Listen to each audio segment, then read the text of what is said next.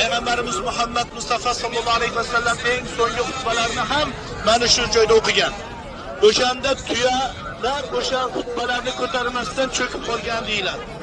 Endi so'zni boshlaymiz. Arafat o'zi nima? Bir ma'nosi keladi, Arafat uchrashuv. Kim uchrashdi? Odam ato bilan Momo Havo uchrashdi.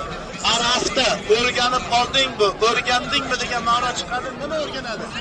Mana shu joyda Ibrohim alayhisalomga haj arkonlarini o'rgatgan joy Arafat vodiysida bo'ladi.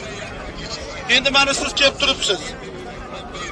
Allohning chaqirig'i Ibrohim alayhisalomning chaqirigi bo'lgan bo'lsin.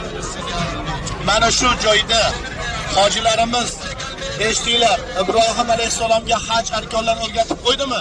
Demak, al-hajj mashaqqatul al-hajj, ya'ni haj mashaqqat bo'ladi. O'shaning bir farzi Arafat vodiysida turib duo qilishlik bo'ladi. Zulhijjaning 8-kuni Minoga joylashadi va mana shu joyda bomdod namozidan oldin so'ng mana shu Arafat vodiysiga kelib hojilar tinmay duo qilib turishadi. Arafat vodiysida duo qilib, ibodat qilib chiqsak, chaqaloqda qanday gunoh bo'lmaganda, haj arkonlari bajarilganda o'sha gunohlardan to'kilgan holatda mag'firat qilgan holatda chiqilar ekan. Demak, peshin bilan asr jam qilib o'qilar ekan. Shom bilan xufton. Nima uchun? Vaqtlarni qizgangan holatda o'sha duo qilib turayotgan joy Arafat vodiysida bo'ladi. Mana shu Arafat vodiysida duolar qilinadi. Alloh taolo osmondan yer osmoniga yaqin kelar ekanda maqtanar ekan. Hamma farishtalarni yig'ar ekan. O'shanda boshlab qoridanlar suhbatlarda sizlarga aytib qo'ydi. Farishtalar o'sha boshlig'i bilan insoniyatni yaratayotganda qarshi bo'ladi. Yaratmang, bu bir-birining qonini to'kadi, bir-birini o'ldiradi, g'iybatlar, har xil yomonliklar qiladi deganda ham Alloh ismi bilan insoniyat yaratildimi? Demak, haj arkonlari bajarayotganda Arafat vodiysida to'plangan vaqtda yer osmoniga yaqin kelib, farishtalarni qaranglar der ekan.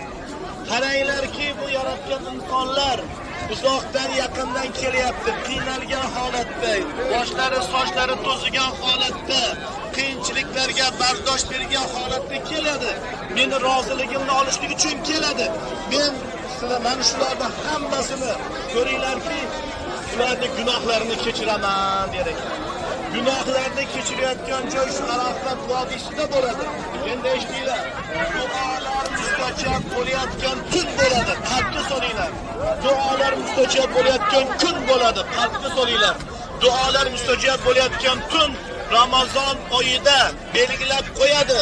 Ya'ni aniq vaqt bo'lmasa-da, Ramazonning 3-10 kunligida Qadr kechasi bor.